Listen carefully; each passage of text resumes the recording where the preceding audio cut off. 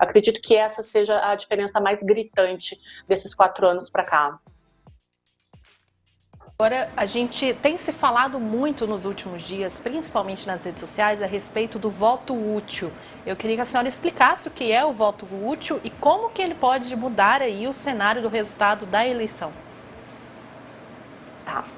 Então, o voto útil é, por exemplo, eu vou dar um exemplo prático aqui. Eu voto na candidata, sei lá, eu voto no candidato A, mas como esse meu candidato ali não tem chance de vencer, eu vou votar naqueles que têm chance para eliminar um outro. Então, é o voto útil, é aquele voto para eliminar um candidato ou para fazer com que o outro vença. O problema do voto útil é que aqueles candidatos menores e que às vezes tu acredita, eles não vão ter força política. Eu, particularmente, eu sou contra, mas não tem nada de errado constitucionalmente no voto útil, ele faz parte do jogo democrático.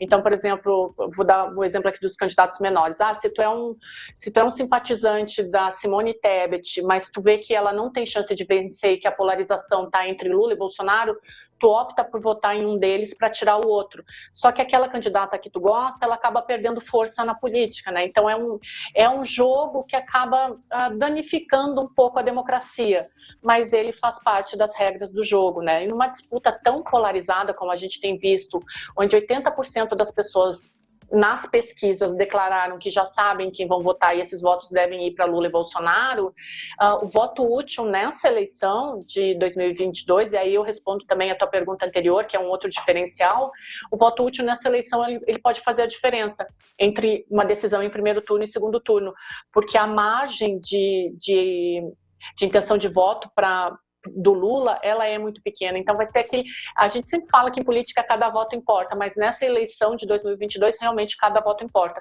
E o voto útil pode fazer a diferença, o voto que sai desses menores para os maiores.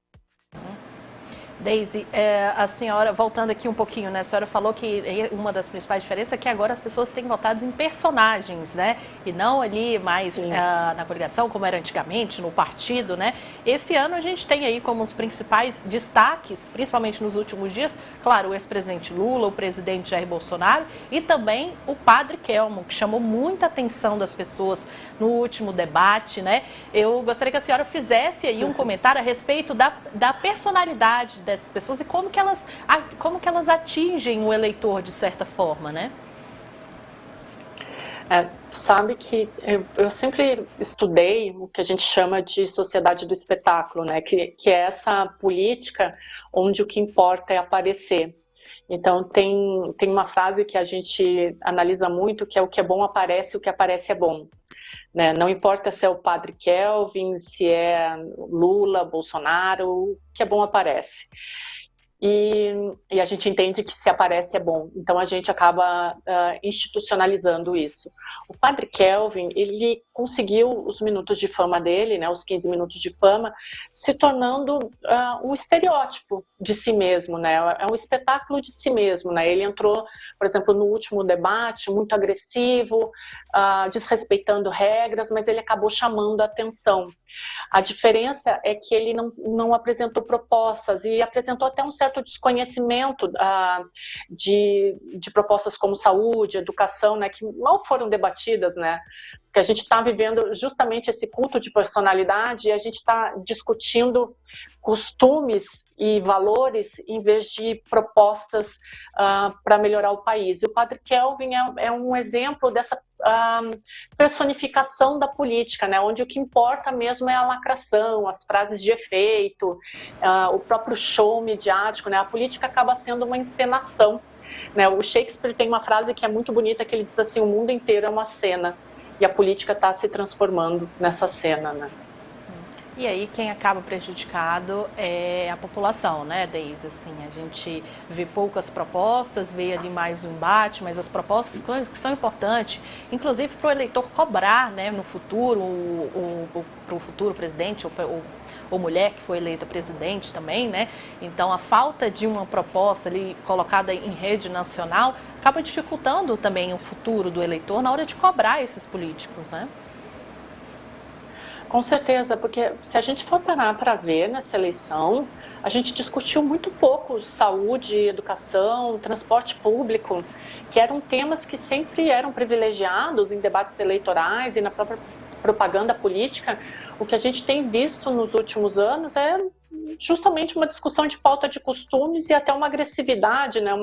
Uma institucionalização do discurso do ódio, da agressão, da violência, muitas vezes violência simbólica, mas é uma violência também.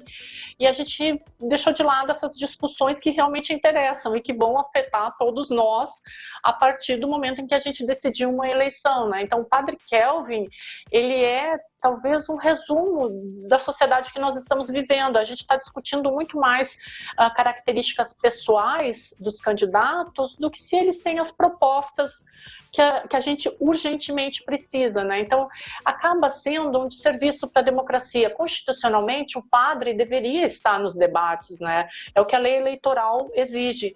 Mas, eticamente, isso fica confuso, porque deturpa e acaba distraindo o debate, né? Questões que deveriam ser abordadas não foram, porque os candidatos estavam num outro jogo, que não tinha nada a ver com as propostas, né? Então, perdemos todos nós com isso.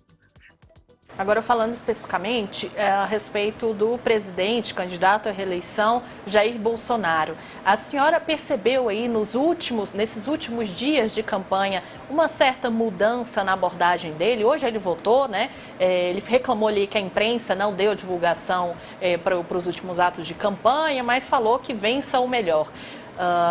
No início ele estava muito batendo de frente com Lula, claro, o principal candidato, antagonista aí desse cenário com Bolsonaro. Como é que a senhora avalia esses últimos dias de campanha de Jair Bolsonaro?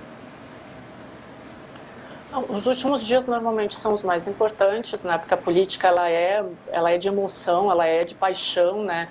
Então muita gente deixa para decidir o voto no segundo turno. E nesse ano tem uma particularidade que não é a maioria da população que vai decidir nos últimos dias, mas é uma parte importante, justamente essa que a gente estava falando no início da nossa conversa, que é essa parcela da população que vai definir se vai ter um segundo turno ou não, né? Ou se essa campanha de 2022 ela termina aqui. Os últimos dias do presidente Jair Bolsonaro, ele elevou o tom, né? Principalmente no último debate, na tentativa de tirar aqueles votos daquele possível eleitor que ainda não sabe em quem votar, que esses votos fossem para ele, né? Então é normal em toda a campanha política, na última semana os candidatos têm a tendência de elevar o tom justamente para pegar esse eleitor que ainda está indeciso, ou até para aumentar o sentimento de rejeição de outro candidato. Nessa eleição a gente tem essa característica, inclusive, né? O índice de rejeição dos dois primeiros colocados ele é muito alto. Então, na última semana de campanha eleva-se o tom, mostra-se muito mais os defeitos do candidato para que os eleitores percebam que aquele candidato ele tem que ser rejeitado, né? Então é normal isso. A última semana é sempre um pouco mais agressiva, né? É até um pouco perigoso porque é na semana da votação, né? Mas isso é característico de campanha em todos os lugares.